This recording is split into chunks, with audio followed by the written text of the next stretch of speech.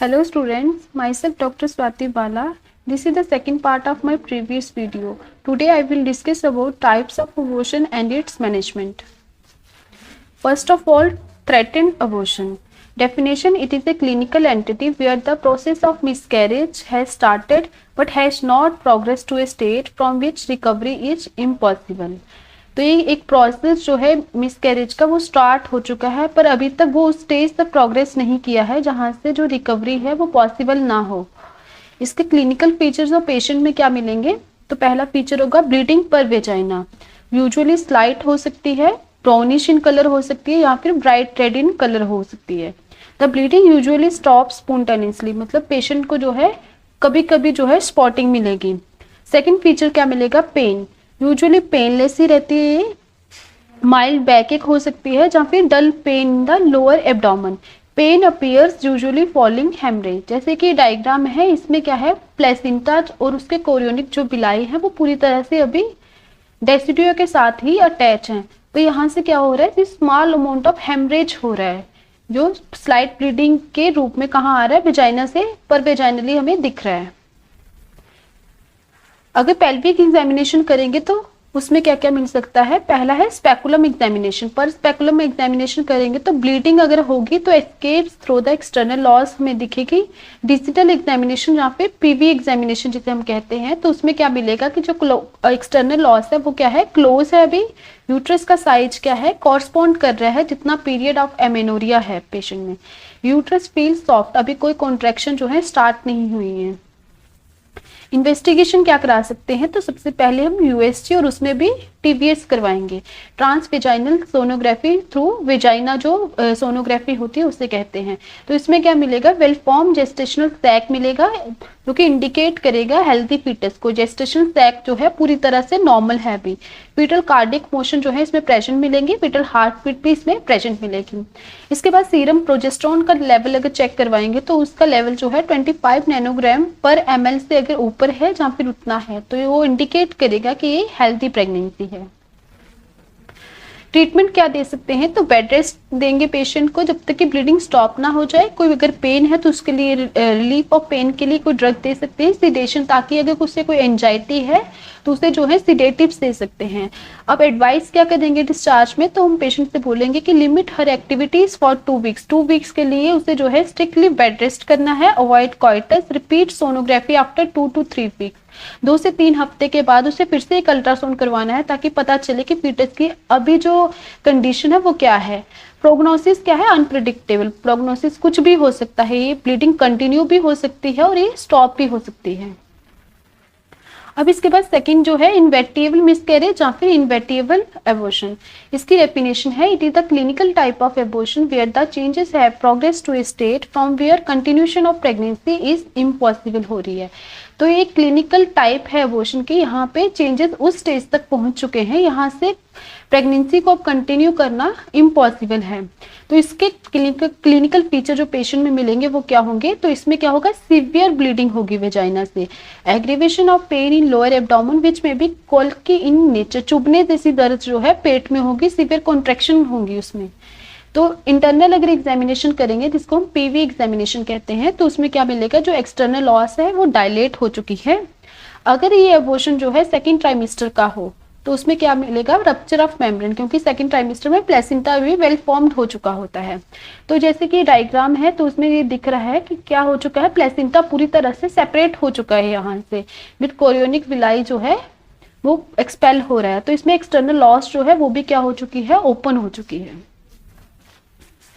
अब इसमें मैनेजमेंट क्या कर सकते हैं? इसमें जो रिकवरी है वो पॉसिबल नहीं है तो जो प्रोसेस स्टार्ट हो चुका है उस प्रोसेस को ही एक्सेलरेट करवा दो, मतलब पूरी तरह से उसको एबॉर्शन को प्रोसेस को पूरा कंप्लीट करवाओ। टू मेंटेन स्ट्रिक्ट एसेप्सिस, अगर प्रॉपर हाइजीन जो है मेंटेन नहीं हुई तो ये जो अबॉर्शन है, अगर कोई रिटेन प्रोडक्ट जो है यूट्राइन कैविटी में रह गया तो वो सेप्टिक अबॉर्शन में कन्वर्ट हो सकता है। इसलिए प्रॉपर हाइजीन मेंटेन करके रखो। Blood loss is corrected by the IV fluid and blood transfusion, अगर बहुत ज्यादा सीवियर ब्लड लॉस हुआ तो ब्लड ट्रांसफ्यूजन भी करवा सकते हैं। अगर ये प्रेगनेंसी जो थी वो 12 वीक से पहले की थी, मतलब फर्स्ट ट्राइमेस्टर की प्रेगनेंसी है, तो उसमें क्या करेंगे? Dilatation and evacuation followed by curettage कर सकते हैं। पर अगर प्रेगनेंसी जो है फर्स्ट ट्राइमेस्टर के बाद की है, सेकंड ट्राइमेस्टर में है, तो उसमें कॉन्ट्रैक्शन भी मिलेंगे, तो कॉन्ट्रैक्शन को एक्सीलरेट करवा देंगे ऑक्सीटोसिन ड्रिप से। और अगर प्लेसेंटा जो है रिटेन कर रहा है, प्लेसेंटा बाहर नहीं निकल रहा है, तो उसे मैन्युअली जो है रिमूव करवाएंगे। अब ये डीएनसी है और ये डीएनई है। डीएनसी में क्या रहता है, डायलेटेशन एंड क्यूरिटाज। क्यूरिटाज मतलब क्यूरेट से उसको क्या कर रहे हैं हम लोग, उसको जो कंसेप्शन मटेरियल है उसको रिमूव कर रहे हैं, ये अंदर है। ये जो है ये interior lip of the cervix है, जिसको होल्ड किया है एलिस फोर्सेप्स या फिर बल्सेलम से। यहाँ पे क्या है, यहाँ पे सक्शन कैनुला जो है यूज किया जा रहा है, इसलिए इसका नाम जो है डायलेटेशन एंड इवैक्यूएशन है। अब इसके बाद है थर्ड टाइप का एबॉर्शन, कंप्लीट एबॉर्शन। इसकी डेफिनेशन क्या है, when the product of conception are expelled complete. अगर पूरी तरह से जो अंदर कंसेप्टस मटेरियल था पूरी तरह से अगर वो बाहर निकल गया है तो उसको ही कंप्लीट एबॉर्शन कहते हैं। इसमें पेशेंट में कैसी हिस्ट्री मिलेगी, तो पेशेंट हिस्ट्री देगा, history of expulsion of fleshy mass per vaginam followed by abdominal pain subside, vaginal bleeding traces और एब्सेंट। पेशेंट की हिस्ट्री रहेगी कि फ्लैशी मास जो है वेजाइना से क्या हुआ है, एक्सपेल हुआ है, और उसके साथ क्या हुआ है, एब्डोमिनल पेन जो जितनी पहले मुझे हो रही थी अब वो बंद हो चुकी है, और ब्लीडिंग थोड़ी सी है जहाँ पे बिल्कुल ही बंद हो चुकी है। इंटरनल एग्जामिनेशन जहाँ पे पर वेजाइनल एग्जामिनेशन करेंगे तो उसमें क्या मिलेगा, uterus smaller than the period of amenorrhoea. Uterus का साइज जो है स्मॉल हो चुका होगा, पीरियड जो एमेनोरिया का है उससे कम हो चुका होगा। सर्वाइकल लॉस क्लोज, जहाँ पे जो सर्वाइकल सारा मटेरियल यहाँ से निकल जाएगा तो सर्वाइकल लॉस क्या हो जाएगी, फिर से क्लोज हो जाएगी। ब्लीडिंग अगर कुछ होगी तो वो ट्रेसेस में मिलेगी, जहाँ पे मैक्सिमम वो एब्सेंट ही होगी। अगर एग्जामिनेशन करेंगे एक्सपेल्ड मास का तो वो क्या मिलेगा, कंप्लीट मिलेगा। अब इसमें इन्वेस्टिगेशन क्या कर पाएंगे, TVS transvaginal sonography to see the uterine cavity, देखने के लिए कि कोई रिटेन जो प्रोडक्ट है कंसेप्शन का कोई यूट्राइन कैविटी में अंदर तो नहीं रह गया है। If some conception material are left then DNC is done. अगर कोई कंसेप्टस मटेरियल अंदर है तो तब क्या करवाना है, डायलेटेशन एंड क्यूरिटाज कर देना है। इफ अगर पेशेंट जो है क्या है RH नेगेटिव है तो उसमें क्या है कि इस टाइम पे उसमें एंटीबॉडीज डेवलप कर जाएंगी, तो उसको क्या करना है, एंटी-डी दे देना है। कब एंटी-डी का जो इंजेक्शन है वो देना है विद इन 72 आवर ऑफ ओवोशन के, उसमें 72 आवर ऑफ ओवोशन में ही उसे एंटी-डी जो है उसकी डोज दे देनी है उसे। अब इसके बाद है फोर्थ इनकम्प्लीट एबॉर्शन। इसकी डेफिनेशन है when the entire product of conception are not expelled, instead a part of it is left inside the uterine cavity. अगर पूरी तरह से प्रोडक्ट ऑफ कंसेप्शन जो है पूरी तरह से एक्सपेल ना हो और कुछ पार्ट जो है उसका यूट्राइन कैविटी में अंदर ही रह जाए तो उसी को हम इनकम्प्लीट एबॉर्शन कहेंगे। तो इसके क्लिनिकल फीचर जो पेशेंट में मिलेंगे वो कैसे रहेंगे, history of expulsion of fleshy mass per vagina, वो हिस्ट्री देगा कि एक्सपेल जो है फ्लैशी मास एक्सपेल तो हुआ है वेजाइना से पर उसके साथ क्या हो गया है, ब्लीडिंग कंटिन्यू बनी हुई है और पेन इन लोअर एब्डोमेन भी कंटिन्यू है। अगर इंटरनल एग्जामिनेशन करेंगे तो उसमें patulous cervical os often admitting tip of finger. अभी जो सर्वाइकल लॉस इसमें मिलेगी वो थोड़ी सी क्या रहेगी, थोड़ी ओपन रहेगी, जिसमें जो है एडमिट हो जाएगी, टिप ऑफ द फिंगर जो है एडमिट हो जाएगी। Uterus smaller than the period of amenorrhoea, on examination expelled mass is found to be incomplete. अगर एग्जामिन करेंगे जो बाहर निकला हुआ कंसेप्टस मटेरियल है तो वो इनकम्प्लीट मिलेगा, उसमें कुछ मेम्ब्रेन्स कुछ चीजें जो हैं वो अंदर ही रिटेन कर गई होंगी। जैसे डायग्राम दिखा रहे हैं तो इसमें क्या है, ये ब्लीडिंग पॉइंट्स बने हुए हैं सारे, तो पूरी तरह से कंसेप्टस मटेरियल क्या है, निकला नहीं है, कुछ मेम्ब्रेन्स जो है अंदर ही रह गई, तो इसी को इनकम्प्लीट एबॉर्शन कहते हैं। इसकी अब कॉम्प्लिकेशन क्या हो सकती है बाद में, प्रोफ्यूज ब्लीडिंग। तो इसमें प्रोफ्यूज ब्लीडिंग मिलेगी क्योंकि यहाँ से जो ब्लीडिंग पॉइंट है वो ब्लीड करते रहेंगे हमेशा। सेप्सिस मिल सकता है, अगर यही प्रोडक्ट अंदर है तो बाद में क्या हो जाएगा, वो सेप्टिक एबॉर्शन में कन्वर्ट हो जाएगा। प्लेसेंटल पॉलिप मिल सकते हैं इसमें। मैनेजमेंट क्या कर सकते हैं, she should be resuscitated before any active management. कुछ भी एक्टिव मैनेजमेंट करने से पहले पेशेंट के वाइटल्स जो है वो मेंटेन करने। अगर ब्लड ट्रांसफ्यूजन की जरूरत है तो ब्लड ट्रांसफ्यूज कराओ। अगर पेन बहुत सीवियर है तो पेन का मैनेजमेंट करना है, उसके बाद ही कोई और अदर मैनेजमेंट करना है। तो अगर ये अर्ली एबॉर्शन है मतलब 12 वीक से पहले के है तो डीएनसी कर सकते हैं, general anaesthesia, under general anaesthesia, या फिर एनी सिडेटिव या फिर कोई एनाल्जेसिक दे के भी अबॉर्शन कर सकते हैं। अगर ये अबॉर्शन जो है लेट ट्राइमेस्टर का है, लेट अबॉर्शन है तो उसमें डीएनसी करेंगे और जो रिमूव प्रोडक्ट निकलेगा उसको कहाँ भेज देंगे, से लेबोरेटरी में भेज देंगे हिस्टोपैथोलॉजिकल एग्जामिनेशन के लिए। नेक्स्ट है मिस्ड मिसकैरेज। मिस्ड मिसकैरेज के को और क्या कहते हैं, मिस्ड एबॉर्शन या फिर अर्ली फीटल डिमाइस। इसमें क्या है डेफिनेशन है इसकी, when the foetus is dead and retained inside the uterus for a variable period. इसमें फीटस जो है ऑलरेडी डेड हो चुका है और बहुत देर तक तो है यूट्रस में ऐसे पड़ा रहता है, उसी को मिस्ड एबॉर्शन कहते हैं। अगर ये यूट्रस जो है, अगर ये जो प्रेगनेंसी है 12 वीक से पहले की है तो उसमें क्या फॉर्म हो जाएगा, कैरिनियस मोल बन जाएगा या फिर ब्लड मोल या फिर फ्लैशी मोल बन जाएगा। क्योंकि क्या होगा, because ovum is less completely surrounded by chorionic बुलाई। क्योंकि फर्स्ट ट्राइमेस्टर में या 12 वीक से पहले पहले प्लेसेंटा फुली फॉर्म नहीं हुआ होता अभी, तो इसलिए ये इसमें क्या हो जाएगा, लेस कंप्लीटली जो है अभी सराउंडेड कर रहा है किससे, कोरियोनिक विलाई उसमें कम है, तो इसलिए वो कन्वर्ट हो रहा है फ्लैशी मोल या फिर कैरिनियस मोल में। पर अगर ये प्रेगनेंसी 12 वीक के बाद की थी तो रिटेन प्रोडक्ट क्या होगा, अब जो है इसमें ऑर्गन भी डेवलप हुए हैं, तो वो कैसे हो जाएगा, वो मम्मीफाइड हो जाएगा, मतलब जिस तरह से मैसरेटेड हो जाएगा या फिर मम्मीफाइड हो जाएगा, उसका जो सबकुटेनियस फैट है वो सारा लॉस हो जाएगा, जितना भी इम्यूनोटिक फ्लूइड होगा वो सारा एब्जॉर्ब हो जाएगा। प्लेसेंटा जो है वो पेल हो जाएगा या थिन हो जाएगा या फिर क्या हो जाएगा, adherent to the uterine wall के साथ ही अटैच कर जाएगा। अब कैरिनियस मोल क्या है, इसमें क्या होता है, small repeated haemorrhage in the choriodecidual space में लगातार थोड़ा थोड़ा करके ब्लीडिंग हो रही होती है, disturb the villi from its attachment. जो भी विलाई है उसकी डिस्टर्बेंस हो जाती है, मतलब यहाँ से ब्लीडिंग हो रही है तो वो डिस्टर्ब हो चुकी है किससे, यूट्राइन वॉल से। स्लाइट ब्लीडिंग जो है हमेशा हो रही है, doesn't cause rupture of decidua capsularis, जो है वो अभी तक रप्चर नहीं की है। क्लॉटेड ब्लड, जितना भी क्लॉट हुआ ब्लड है वो सारा ओवम के अंदर ही कंटेन कर जाएगा, वहीं रहेगा। फिर वही जो है ब्लड मोल, उसी को कहेंगे हम लोग। जब वो ब्लड मोल में कन्वर्ट होगा तो एम्ब्रियो डाई हो जाएगा, एम्ब्रियो जो है अंदर जो एम्ब्रियो था वो मर जाएगा इसके बाद। तो इसके बाद क्या होगा, या तो वो कम्प्लीटली एब्जॉर्ब हो जाएगा, अगर वो बहुत छोटा है अभी बहुत देर नहीं हुई है प्रेगनेंसी को, तो वो कम्प्लीटली एब्जॉर्ब हो जाएगा, जहाँ पे क्या हो सकता है वो एज ए रूडिमेंट्री स्ट्रक्चर वहीं पे रहे, तो सराउंडिंग जितना भी ब्लड होगा वो सारा एब्जॉर्ब हो जाएगा और वो बाद में क्या कन्वर्ट हो जाएगा, फ्लैशी और कैरिनियस मोल, मतलब एक मोल जो है बन जाएगा जिसमें ब्लड जो है फिल हुआ होगा। इसमें क्लिनिकल फीचर्स क्या मिलेंगे, patient usually present with the feature of threatened miscarriage. Patient ऐसे लगेगा कि जैसे उसको थ्रेटेंड अबॉर्शन हो रहा है, उसके वैसे ही सेम फीचर्स रहेंगे।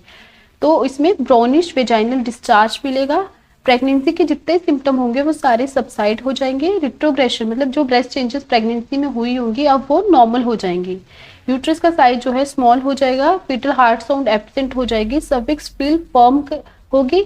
यूपीटी अगर टेस्ट करवाएंगे तो वो नेगेटिव आएगा, अगर अल्ट्रासोनोग्राफी कराए तो reveals empty gestational sac, gestational sac पे कुछ भी मिलेगा नहीं उसमें, और उसके साथ क्या होगा, एब्सेंट फीटल मोशन और एब्सेंट फीटल कार्डिक एक्टिविटी जो होगी वो स्टॉप होगी। इसमें कॉम्प्लिकेशन क्या हो सकते हैं, same as intrauterine death of the baby, same ही कॉम्प्लिकेशन होंगे, पर इसमें ब्लड कोगुलेशन डिसऑर्डर नहीं होंगे। मैनेजमेंट क्या करेंगे, अगर तो ये प्रेगनेंसी 12 वीक की थी तो ये अपने आप ही एक्सपेल कर जाएगा, स्पॉन्टेनियसली एक्सपेल हो जाएगा। अगर ऐसा नहीं होता है तो उसमें हम लोग सक्शन एंड इवैक्यूएशन करवा सकते हैं, जहाँ फिर डायलेटेशन एंड इवैक्यूएशन करा सकते हैं। आफ्टर 12 वीक के बाद प्रिंसिपल सेम है IUD, मतलब अगर 12 वीक के बाद की प्रेगनेंसी है तो सेम करेंगे जैसे इंट्रायूट्राइन डेथ में किया जाता है। तो उसमें क्या किया जाता है कि अगर सर्विक्स फेवरेबल है तो उसमें क्या किया जाता है, एक्सेलरेट करवाया जाता है, जो अगर माइन्यूट अगर थोड़ी सी लेबर पेन स्टार्ट हुई है तो उसको एक्सेलरेट करा दिया जाता है ऑक्सीटोसिन ड्रिप से या फिर प्रोस्टाग्लैंडिन से। अगर सर्विक्स अनफेवरेबल है तो उसमें सर्विक्स को राइप करवाया जाता है प्रोस्टाग्लैंडिन से और उसके बाद जो है डिलीवरी करवाई जाती है। इंडक्शन किस किस चीज से कर सकते हैं, इंडक्शन के लिए प्रोस्टाग्लैंडिन यूज होता है जिसको हम मीसोप्रोस्ट कहते हैं, ऑक्सीटोसिन यूज होता है जहाँ पे डायलेटेशन एंड इवैक्यूएशन करा सकते हैं। अब नेक्स्ट है सेप्टिक अबॉर्शन। सेप्टिक अबॉर्शन क्या है कि any abortion associated with the clinical evidence of infection, किसी भी अबॉर्शन में अगर एविडेंस मिल रही है हमें इन्फेक्शन के, किसकी इन्फेक्शन है, यूट्रस और उसके कंटेंट के अगर इन्फेक्शन मिल रहा है तो वो अबॉर्शन क्या है, सेप्टिक अबॉर्शन में कन्वर्ट हो चुका है। Abortion is said to be septic when rise of temperature at least 100.4 Fahrenheit for 24 hour और more, offensive or purulent discharge, evidence of pelvic infection।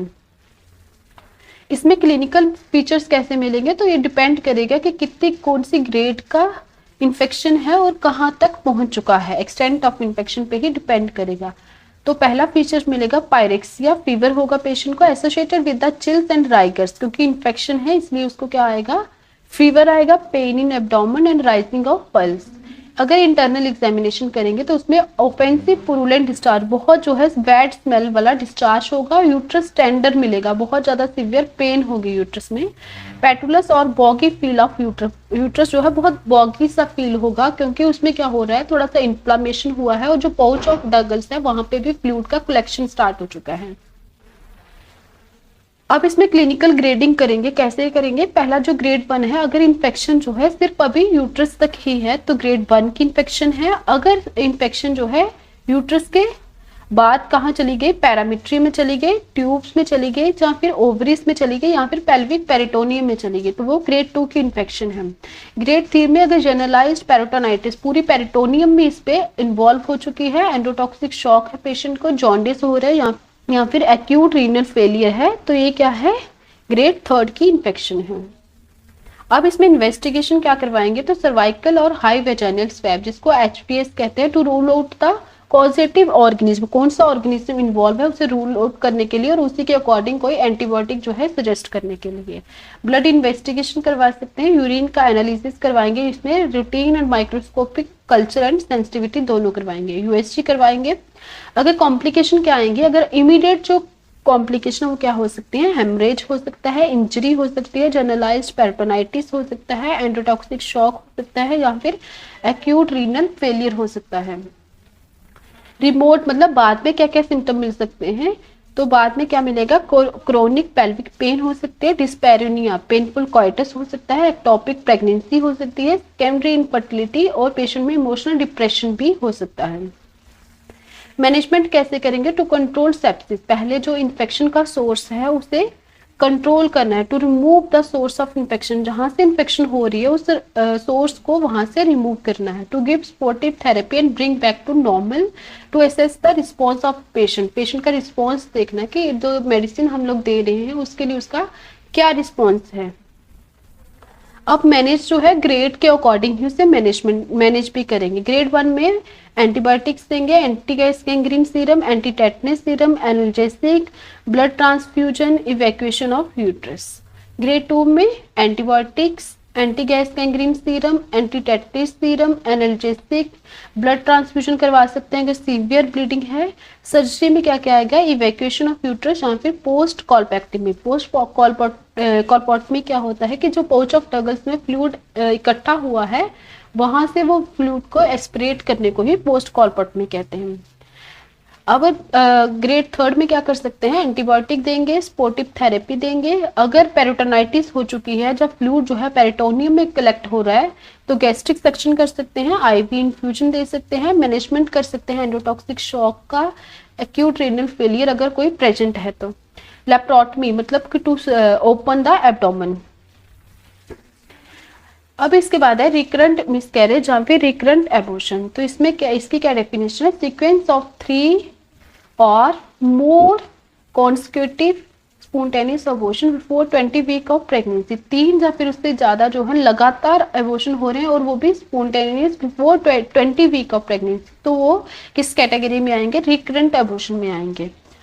ये प्राइमरी भी हो सकता है और ये सेकेंडरी भी हो सकता है। प्राइमरी होगा कि अगर पेशेंट जो है प्राइमरी थी, अभी प्राइमरी ग्रेविडा है और उसको अभी कंसीव, अभी कोई उसके पास जो है उसकी पेरिटी नहीं है, तब भी उसको क्या है 3-4 बार उसको लगातार स्पॉन्टेनियस एबॉर्शन हो रहे हैं विदाउट एनी इंडक्शन मेथड, कोई मेथड यूज नहीं कर रही है, फिर भी बच्चे जो है 20 वीक से पहले ही अबॉर्ट कर जा रहे हैं, तो वो प्राइमरी जो है रिकरेंट एबॉर्शन का केस है। सेकेंडरी क्या है कि पेशेंट के पास पहले से 1 या 2 बेबी है पर उसके बाद क्या है उससे कंसीव नहीं हो पा रहा है, जहाँ पे कंसीव हो रहा है तो उसको 20 वीक से पहले ही उसमें अबॉर्शन हुए जा रहा है, तो उसको सेकेंडरी रिकरेंट अबॉर्शन कहेंगे। तो इसमें रीजन क्या हो सकते हैं, फर्स्ट ट्राइमेस्टर के अबॉर्शन में genetic factor, endocrinal and metabolic factor जो है उसमें पुअरली कंट्रोल डायबिटीज हो सकती है, थायराइड एंटीबॉडीज हो सकते हैं, ल्यूटल फेज का डिफेक्ट हो सकता है, जहाँ फिर hyper secretion of luteinizing hormone जैसे पीसीओएस के केस में। इन्फेक्शन हो सकती है, इनहेरिटेड थ्रोम्बोफिलिया, इम्यूनोलॉजिकल कॉज या फिर unexplained reason. Second trimester abortion में क्या हो सकता है, एनाटॉमिक एबनॉर्मलिटीज हो सकते हैं जिसमें कंजेनाइटल भी इन्वॉल्व एबनॉर्मलिटी इन्वॉल्व है या फिर एक्वायर्ड एबनॉर्मलिटीज भी हो सकते हैं। क्रोनिक मैटरनल इलनेस हो सकती है, इन्फेक्शन या फिर अनएक्सप्लेन्ड फैक्टर्स। अब ऐसे पेशेंट में क्या करना है, प्रॉपर हिस्ट्री लेनी है, क्योंकि हिस्ट्री के बाद ही हमें एक पॉइंट उस पर पहुंच पाएंगे कि उसमें आखिर ऐसा बार बार हो क्यों रहा है। तो थॉरो हिस्ट्री में हम लोग क्या क्या पूछ सकते हैं, surgical ops and clinical examination, PS and PV examination भी करेंगे। केयरफुल हिस्ट्री में हम लोग क्या पूछेंगे उससे, the nature of previous abortion, जो पिछला अबॉर्शन हुआ वो कैसे हुआ है। History histology of placenta, placenta में कोई डिफेक्ट तो नहीं था। कैरियोटाइपिंग ऑफ कंसेप्टस, जो कंसेप्टस रिमूव किया है उसका कैरियोटाइप की कहीं उसमें कोई क्रोमोसोमल एबनॉर्मलिटी तो नहीं थी। Any chronic illness of female, अगर कोई क्रॉनिक इलनेस थी माँ को तो उसको भी रूल आउट करेंगे। अब इसमें इन्वेस्टिगेशन क्या करवाएंगे, तो पहले सारे रूटीन इन्वेस्टिगेशन जिसमें blood glucose, thyroid function test, VDRL, APU and RH, toxoplasmosis antibodies, मतलब इसमें क्या कह रहे हैं कि टॉर्च टेस्ट भी करवा के देखेंगे। तो IgG and IgM auto antibodies जो रहती है उसका जो है टेस्ट करवाएंगे। IgG जो है वो क्या इंडिकेट करती है, क्रॉनिक इन्फेक्शन को, जो पहले से ही इन्फेक्शन बॉडी में है, और IgM इंडिकेट करती है एक्टिव इन्फेक्शन। इसके बाद ऑटो इम्यून स्क्रीनिंग करवा सकते हैं। सीरम LH जो है day 2 and day 3 of the cycle करवा सकते हैं। Ultrasonography to detect any abnormalities अगर कोई है तो। कैरियोटाइपिंग करवाएंगे। Endocervical swab in case of the genital कोई इन्फेक्शन है तो तब एंडोसर्वाइकल स्वैब भी करवा सकते हैं। प्री कॉन्सेप्शनल जो कपल है उसको क्या काउंसलिंग करेंगे, counsel couple hysteroscopic resection of any septa, अगर कोई सेप्टम है वेजाइना में या यूट्रस में तो उसको रिमूव करेंगे। कैरियोटाइपिंग करवाएंगे अगर उसकी हिस्ट्री है कि प्रीवियसली जो चाइल्ड था वो क्रोमोसोमल एबनॉर्मलिटीज थी उसमें। अगर पीसीओएस का केस है तो उसमें गोनाडोट्रोपिन या फिर ओव्यूलेशन इंड्यूसिंग ड्रग जो है वो दे सकते हैं। एंडोक्राइनल का कोई डिसफंक्शन है जैसे थायराइड है, डायबिटीज है, तो उसका प्रॉपर मैनेजमेंट करेंगे बिफोर प्रेगनेंसी। जेनाइटल कोई इन्फेक्शन है तो उसको अकॉर्डिंग टू इन्फेक्शन ही ट्रीट करें। अबॉर्शन कंप्लीट हो गया इस तरह से। अगर किसी को कोई डाउट हो तो वो कमेंट में मुझे पूछ सकता है। इसका जो आयुर्वेदिक पोर्शन है गर्भस्राव एंड गर्भपात वो मैं अगली वीडियो में अपलोड करूंगी। Thank you for watching.